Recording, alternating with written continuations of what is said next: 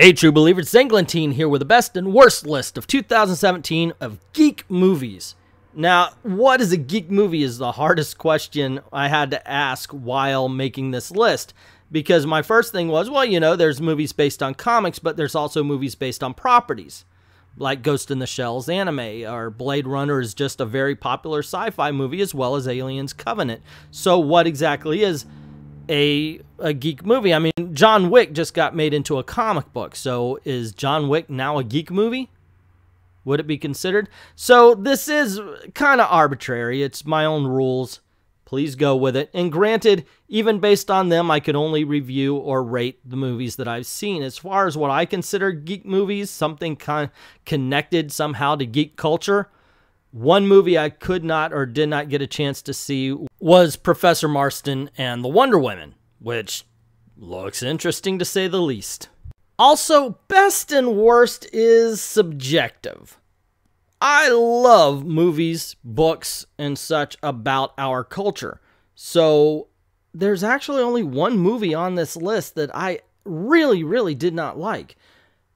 Others were just kind of bleh. But for the most part, I liked everything. So if I'm making a best and worst list, that means on the worst list are still movies that I may have enjoyed. They're just not movies that I enjoyed as much as the others. And on my last note, see what I did there? Note, death note. For the first time since I started my written blog about movies and comic books, I'm bringing in movies from other than the theater, from the streaming services. I have 2 on the list. And with that being said, let's get started and get to the best geek films of 2017. Justice League Dark, great introduction to the team and to some of DC's mystical and more dark characters. I love the way they handled Deadman in this. John Constantine was done well. He had the TV voice. I thought this was great. I could have used a little more Swamp Thing, to tell you the truth. But then again, who couldn't? Either way, if you have not seen it yet, go search out Justice League Dark. You will not be disappointed. Number 10, Star Wars The Last Jedi, possibly the most divisive Star Wars film in the franchise. And yeah, we did a live stream where we talked about the pros and cons for like 2 hours. And even though I do recognize its mistakes, I thought it had enough Star Wars moments for me to really enjoy it. Was it the best of the Star Wars films? Not by a long shot. Was it a bad movie to me? No, not by a long shot. Number 9 is the Justice League, and I understand this is also a divisive film, and I understand its flaws, but it does do the one thing I demand of every film I go see, no matter if it's a drama, comedy, superhero film, or what. Entertain me, and this does. It is a fun film. The first time I saw it, I got to admit, I was a little disappointed, but when I started watching it for what it was and not for what it wasn't, I really enjoyed this movie. It is a fun time at the cinema. However, not nearly as fun as number 8, Lego Batman. This movie was funny. It was entertaining. It is possibly it's got to be in the top 3, 4, 5 Batman movies ever made. Now, I'd never reviewed this film, so I'll give a little bit of why it is not higher on this list, and that's because I do think it falls apart at the end. However, getting to the end, tons of jokes, tons of references that just make you laugh. And it is tons of fun. Continuing the theme of fun films, Thor Ragnarok, which I thought was just thoroughly entertaining. It was exciting, funny, fun. And the problem with it and why it's so low on the list is because sometimes it undercut dramatic moments to tell a joke. And the biggest, and I'm sure you've heard it from other people, came at the end where it should be a solemn and dramatic moment, and they broke it for a joke that didn't even land. That and the fact that I thought that the Warriors 3 should have been given their due. Maybe they should have been the last men standing in the battle in Asgard. Other than that, Jeff Goldblum sells all the tickets. At number 6, we have kind of a mixture. We have one of these small-town girl in the big city ruins her life. Now she needs to go back home to learn what life is really about movies, mixed with kaiju and giant robots. And it's awesome. This is a really good film that not only adds a lot of geek elements that we love, but really does hit the emotion as well. I cannot recommend Colossal enough. At number 5, I put Guardians of the Galaxy Volume 2. I thought it was thoroughly entertaining. I liked Kurt Russell as Ego.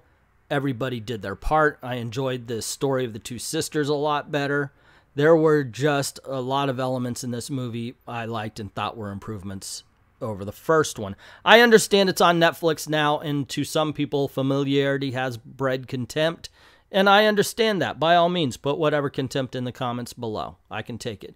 But for me, Guardians of the Galaxy absolutely worked. Number 4 has to be the most visually stunning film I've seen this year, and that's Blade Runner 2049. Just entertaining. Now, it's not like fun the way Thor or Lego Batman or Guardians of the Galaxy is, but it is just flat out that good. It is a great mystery story, good noir. It's, in my opinion, better than the original. I loved this movie, but I can understand why others didn't, because it's slow. It really could use an editor, in all honesty. But I think they wanted to capture the same feeling as the first one. Thoroughly entertaining, but I understand why others don't think so. But to me, great noir film that looks beautiful. To be honest, 3, 2, and 1 could have been in any order on any given different day. So I figured I would break it down to rewatchability. Which movie am I more likely to put on to watch again and again and again? And this is what I came up with. Number 3, Batman and Bill. This is originally on Hulu, and it should be seen by anybody who claims to like comic books. This is a movie about comic book history. This is a movie about a man who wrote everything you know and love about Batman and was just thrown in the garbage. He really was, based on a contract done from DC to Bob Kane. Bill Finger is the forgotten man. And this movie is a documentary about a guy who seeks to right that wrong. And it is thoroughly entertaining, and it will punch you in the gut. This is a movie that, like I said, if you claim to love comic books, you need to know this particular part of history. At number 2, I put Logan, and I understand this won for Best Comic Book Movie of 2017 at the Spirit Awards, and I can't argue that. I cannot argue against this movie. I can only argue for it. It is an amazing film. Hugh Jackman puts in such a great performance. The man needs to be nominated for this. Unfortunately, I think it was released way too early to see, and now everybody's looking at him for Showman. But anyway, I digress. This is the perfect send-off to Wolverine. Hands down. The best X-Men movie put on screen. And that brings me to the number 1 geek movie of 2017, which at this point I'm pretty sure you know what it is. Wonder Woman. I thoroughly loved this film and saw it more times in the theater than any other this year. It just grabbed me. And one of the things I like it for, and one of the things that makes it more rewatchable than, say, Logan, which I also just love, is the fact that this is a traditional superhero done right.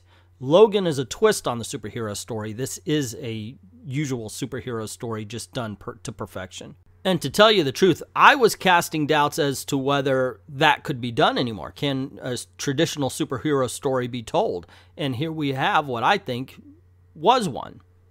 And that's not even mentioning the cast, which I thought was excellent.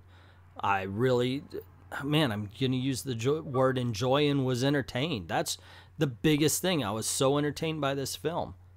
And that's why, like I said, I've seen it more times in the theaters than any other. But that's just my opinion on the best geek films of 2017. What about you? What were the ones that made your top 10 list? Let me know in the comments below. But now we're going to move on to what we really came for, the worst geek films of 2017, in my humble opinion. Just remember that in this case, worst actually means the bottom half of the list. Once again, there was really only one film I actively didn't like. Then there's about 4 or 5 films that I thought were meh, and the other ones I liked, they just weren't good enough to make the top 10 list. Once again, if you noticed a movie is not on this, it's probably because I haven't seen it or I didn't classify it as a geek film. By all means, let me know in the comments below what you think I should have put on these lists that I didn't.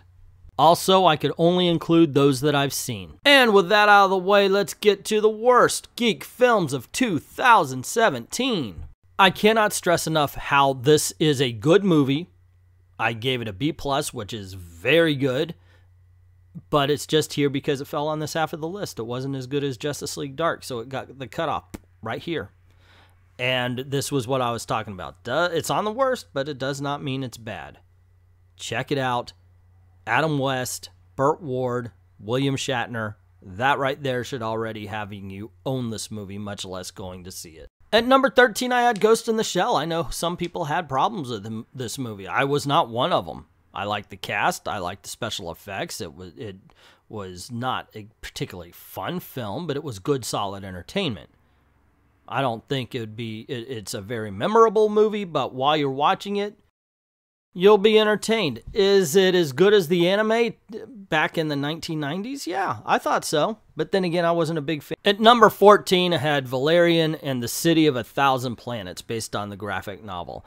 And I enjoyed this. However, once I hit B-, anything I recommend is like, well, you know, I liked it. I don't know if you will, but check it out. Maybe you'll like it better. Maybe you'll like it won't. You know, you'll like it worse. I don't know. This I thought was entertaining. It had some great visuals. This is a movie where Luc Besson really went out of his way to make a good-looking movie, and I thought he did. And it was entertaining to me as well. I did think it kind of fell off at the end, though, and that's where it's really weak. When it was celebrating the cities, when it was going through all of the different environments and such, I thought it was at its strong point. And that's just to say that it's more of a visual film rather than one to watch for its story. At number 15, we have Wilson. This is a movie based on the graphic novel by David Clowes, same guy who did Ghost World, and I know that was a kind of a hit back in the day. It's entertaining. Woody Harrelson nails this character. He plays a kind of a neurotic middle-aged guy, way too honest for his own good, who gets back with his ex-wife and finds out that he has a daughter, so he pursues finding her. Quirky, funny, and strange. At number 16, we have Batman and Harley Quinn. Now, a B- grade to me means that I can recommend it, but cautiously. And the cautious here is that it is 2 different movies. The tones shift so often. When it's funny, it's really funny. When it's dramatic, it works. Unfortunately, they walk in and out of scenes as if they're walking in and out of 2 different movies until they get to the end and the big action happens. Atomic Blonde, based on the graphic novel Cold City from 2012, has some really good acting in it. James McAvoy's in it, and he does just wonderful. And the cinematography, it looks good. It's a good-looking movie. That being said, the action is just silly.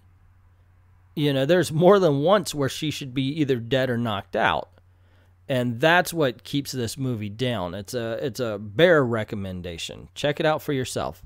Number 18, Alien Covenant. And I will say this, when I grade something a C+, what I mean by that is I didn't hate it. There were elements I enjoyed, yet no freaking way in hell am I going to put my reputation on this.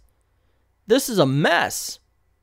I don't know what Ridley Scott is thinking. All of a sudden, the movie stopped being about the monsters and people trying to survive and started being about a robot wanting to create life. Remember the last time you got excited about an alien movie? I would have to say Aliens vs. Predator. I had high hopes for that. After that, no, not at all. I am okay with them killing the franchise. Now, there were some scenes in here I liked, and there was stuff I enjoyed. But everything that was wrong with the movie, the slow pace, the fact that it focuses on David's plan to create life, it just... everything bogged down to the point where no way in hell can I ever recommend this to anybody. Number 19 is brought to us by Krispy Kreme, and that is Power Rangers. I gotta say, it was better than what I expected it to be. That's kind of sad considering what I expected it to be.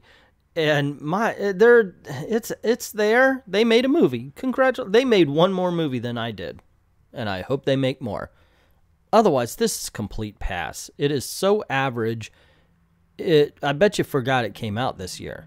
At number 20 is Death Note from Netflix. And I gotta say, halfway through this movie, my youngest daughter pulled a Jeff Goldblum and just went, "This is a big pile of shit." Which I was okay with the movie. I'm like, well, all right. I mean, you know, I don't see how bad it is. And they said, remember Airbender? Watch the cartoon, Dad. And as soon as I did, yeah, this movie's a big pile of shit. And I think that stems from the one biggest decision that they made that totally killed this, and that's to make it an hour-and-a-half movie rather than a TV series. Netflix has great TV series. If they made this into a TV series and gave it time to breathe, it may have been good. There are some good elements in the movie as well. Although I don't know, why is this guy sitting in his chair like he's about to take a dump? Even the girls just, when I talked to them, just said, yeah, he's weird that way. Like there's no explanation. Now, Willem Dafoe, though, he nailed it. As I'm not even going to try to say his name, Ryuk. Anyway, he nailed it. There's some good elements, and had they expanded this, how they made it a Netflix series, I think it would have been much better. However, condensing it like this, there's so much missing, there's so much left out, and in the end, it just does not work. At number 21, we get the best Transformers movie we had in a long time, Transformers: The Last Knight. It really is so much better than I would have to say the last 3 films. And it's the second worst geek film of the year. This is a piece of shit. I mean, it is horrible. Once again, can we pull back on the robot fight so we can actually see what's happening? Can you shorten the movie by at least a half an hour? It just is too long and does not work. And if you're going to have Anthony Hopkins in it, get him a freaking Viagra or something to pep him up, because he is sleepwalking through this shit. And the worst part about this is the wasted visual effects. I mean, some of the things in this movie are really good to look at, but there is no script or story or anything to prop it up. Explosions, jingoism, that's about all this movie has to offer. And the number 1 worst geek film of 2017, yet, surprisingly enough, not the number 1 worst film of the year, is Resident Evil: The Final Chapter. Now, I gotta tell you, I was okay with the first film. I thought, all right, yeah, I see where they're going. It's different, but entertaining. The second one, the same, but holy shit. Ever since that one, it's just been downhill. Every one has been worse and worse and worse until we got to this pile. And there is nothing redeemable about it. They managed to destroy everything you love about the series. Thank God the video games are still there. And these are completely ignorable films. And that's what I plan to do from here on in. Just ignore this. Bad acting, bad action, bad CGI effects. Just bad. You're gone now. Good riddance. So there you go. My choices for worst and best geek films of 2017. What do you think? Was there something I should have put on the worst that I put on the best, or vice versa? Was there a movie you thought, maybe that's a geek film? I'll put that on my list. Let me know. Let me know in the comments below. And what is your top 10 of worst and best? Put that in the comments below as well. Also, if you like this video, you want to see more, please click like, share, subscribe to see more. Hit that notification bell if you haven't already, and if you have, check to make sure that the notifications are on. Also, this is the way we make our living, so if you don't mind, head on over to Patreon, drop $1 in the till, help us keep the lights on, help us keep making videos like this. I'd like to thank everybody who already has done that, and to everyone, all of the true believers who are hoping for a better 2018 in geek movies than we had in 2017, although this was a good one. We thank you very, very much for watching.